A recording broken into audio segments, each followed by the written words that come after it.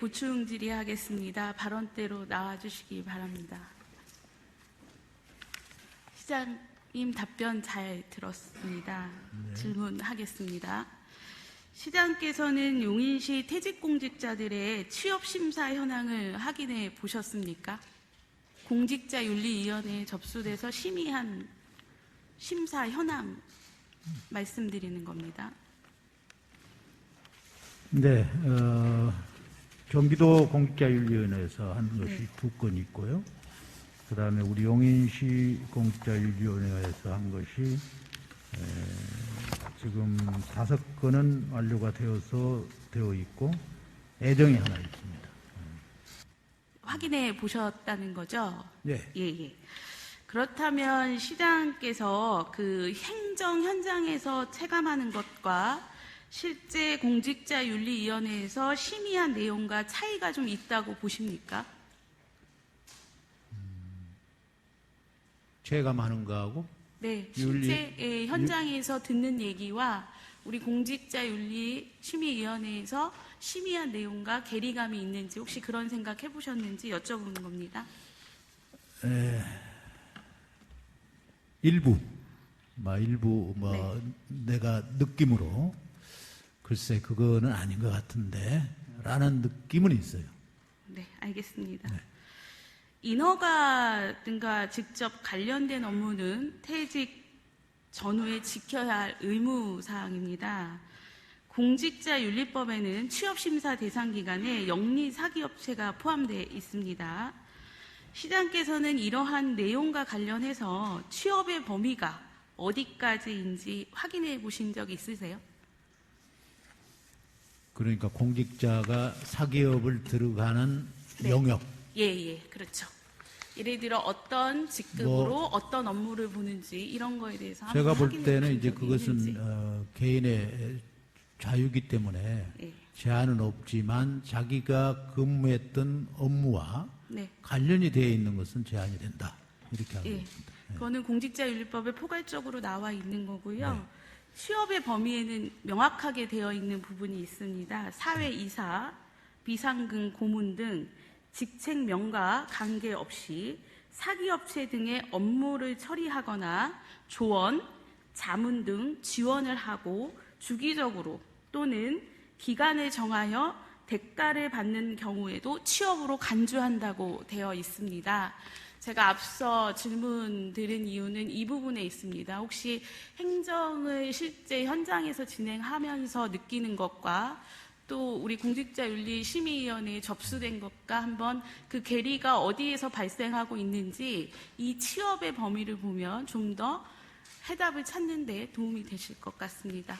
네, 의원님께서 지적하신 내용을 참고로 해서 지금 사실 그것이 분명하게 정리되어 있는 것이 아까 지금 읽어주신 그 내용을 제외하고는 지침이 되어 있는 게 없기 때문에 그런 것들도 보완할 분야가 있다면 보완을 해야 되겠다는 생각이 듭니다. 다만 우리 시에서 하는 것이 이제 5급 이하를 시에서 하고 4급, 3급은 이제 중앙부처와 경기도에서 하기 때문에 그 부분까지를 아마 그쪽에 하는 것들을 보고 우리가 건의할 사항이 있으면 건의를 드리겠다 하는 말씀을 드립니다. 아마 좀 더 세밀하게 보시면 그 차이를 확인할 수 있을 것 같고요. 오늘 답변해 주신 것 중에 그 시민과 갈등이 불거진 인허가 사업에 대한 분석 사례가 없다고 했습니다. 그렇다면 이러한 유사 사업의 일정한 패턴을 찾지 못하신 건지 말씀해 주십시오. 현재까지 뚜렷하게 인허가 사업에 우리 공직자들하고 서로 소통이 되어서 한 것에 대한 사례는 이미 어떤 법적 처리를 받은 걸 제외하고는 제가 확인한 바는 없는데 그 부분에 대해서 다시 한번 경각심을 가지고 지켜보고 또 사실은 이제 퇴직한 분들에 대한 일거수일투족을 또 특히 기업에 취직해서 하는 것들에 대해서 모니터링을 하는 것 자체가 상당히 좀 제한이 되기 때문에 그런 부분이 엄격하게 잣대로 될 수 없다 하는 제한사항이 있다는 말씀을 드립니다. 네. 본 의원이 일부 인허가 관련 사례를 살펴보니까 일정한 패턴이 있습니다. 그리고 그 특징이 있습니다. 바로 자본의 이익이 극대화되면 시민의 피해가 극대화된다는 겁니다. 이 부분을 좀 유념해서 살펴봐 주시면 좋을 것 같습니다. 공감하십니까? 공감하고요. 그 다음에 이제 사실은 인허가에 관한 것은 대부분이 우리 공직자가 직접 하는 단순한 민원도 있지만 대부분의 이익이 이렇게 창출되는 업무에 관한 거는 심의위원들을 편성해서 우리가 하고 있기 때문에 그분들이 심의위원들을 어떻게 접촉하고 뭐 하는 것들을 이렇게 추적하는 것이 대단히 제한이 있다 하는 말씀을 드리고요. 다만 시장으로서는 심의위원들을 구성할 때 그런 어떤 인간관계, 그게 참 사실은 조금 이렇게 모순이 돼요. 뭐 우리 지역을 제일 아는 분, 제일 잘하는 분을 심의위원을 하는 것도 맞는 얘기 같고, 또 우리 지역을 그걸 너무 잘 알면 그런 어떤 소위 말하는 네트워크, 공직자들의 네트워크, 또 퇴직하신 분들에 대한 네트워크, 이런 것들과 또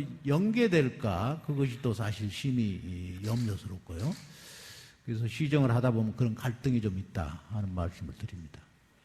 본 의원이 보기에는 심의위원회만 맡길 것이 아니라 좀 더 시장님의 강력한 의지를 보여주시는 것이 필요할 것 같습니다. 그래서 심의위원들을 이제 결국은 예를 들면 뭐 건축심의위를 하면 우리 부시장께서 위원장이기 때문에 위원장분들에게 각별하게 그런 부분을 유념하도록 말씀을 드리겠습니다. 예, 다음 질문 하겠습니다. 13년 전 일입니다. 선홍동의 한 골프 연습장 인허가 과정을 좀 파헤친 적이 있었는데요. 사례는 유사합니다. 그리고 패턴도 유사합니다. 당시 이 자리는 쓰레기 매립지였습니다. 그런데 인허가 서류에는 쓰레기가 다 치워진 걸로 돼 있었습니다. 그러나 아직도 이 자리에는 쓰레기가 묻혀져 있습니다. 하지만 인허가 서류상에는 쓰레기가 없는 걸로 되어 있기 때문에 침출수가 어디로 어떻게 흘러가고 있는지 전혀 알 수가 없습니다. 인근 지역은 다 개발이 됐고 주변에 동탄과 오산이 있습니다. 당시 시장이 이 인허가 과정을 은폐하고 외면했기 때문에 십수년이 지난 지금도 우리 시민들은 어디서 어떻게 침출수가 흘러갔는지도 모르게 피해를 입고 있는 것입니다. 그래서 앞서서 그 패턴의 특징을 말씀드린 겁니다. 시장께 다시 묻겠습니다.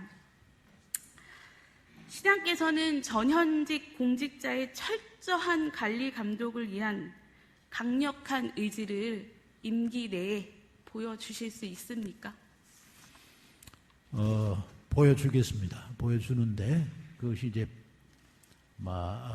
본인의 또 어떤 그 여러 가지 가지고 있는 권리 이런 것들을 보장하면서도 시스템적으로 그것이 관리될 수 있도록 그거는 시스템을 구축을 해야 되겠다 하는 생각을 가지고 있습니다. 하여튼 철저하게 하겠고요. 그것에 대한 감시를 우리 의원님들께서 좀 더 잘해 주시면 그것은 하여튼 어느 거에 예외 조항이 없이 철저하게 규명하고 철저하게 조치하겠다 하는 말씀을 드립니다. 네. 전현직 공직자의 행위 제한 관리 감독은 굉장히 중요한 시장의 책무라고 생각합니다. 이 사진에서 보셨듯이 시장께서는 아직도 침출수가 흘러나오는 이 문제에 대해서 지금이라도 외면하지 마시고 화성시, 오산시와 대책을 수립해서 우리 시민들이 안전하게 살아갈 수 있도록 방법을 찾아주시길 당부드리겠습니다. 네. 예, 마무리하겠습니다. 용인시 전현직 공직자는 용인시의 모든 정보를 다루고 시민들로부터 급여를 받고 연금을 받는 분들이십니다. 자본을 가장 우선시하는 개발업자 편에서 시민들을 옥죄는 일을 하지 않았으면 좋겠습니다. 퇴직한 분들뿐만 아니라 여기에 앉아 계신 공직자분들도 유념해 주시길 부탁드립니다. 그리고 시장께서는 인허가를 붕어빵처럼 찍어내는 기계가 어디에 있는지 확인하시고 원인을 진단해 주십시오. 그리고 강력한 대책으로 행정조직의 경종을 울려주시길 당부드립니다. 이상으로 보충 질의를 마치겠습니다. 감사합니다.